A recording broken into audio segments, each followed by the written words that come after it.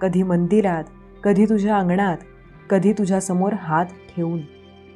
तुला वाटेल की हे स्वप्न आहे, पण हेच वास्तव आहे. माझा स्पर्श तुला जाणवेल, कारण मी आता दूर नाही, मी तुझ्यातच आहे. तुला जे बोलायला जमलं नाही ते आज माझ्या पुढे बोल. मन मोकळं कर. माझ्या चरणांवर ठेव सगळं ओझं. जेव्हा तू उद्या उठशील तेव्हा तू हलका वाटशील, कारण मी स्वतः तुझं दुःख माझ्या पायाशी घेतलं आहे. आज रात्री माझं पाऊल तुझ्या उंबरठ्यावर पडेल. तू ऐकशील कोणीतरी घरात पाऊल टाकल्याचा आवाज. तो मी असेन. तुझ्या घराच्या भिंतींना माझं नाव ऐकायला येईल आणि उद्यापासून त्या भिंतींमध्ये फक्त आनंदाचे प्रतिबिंब उमटतील.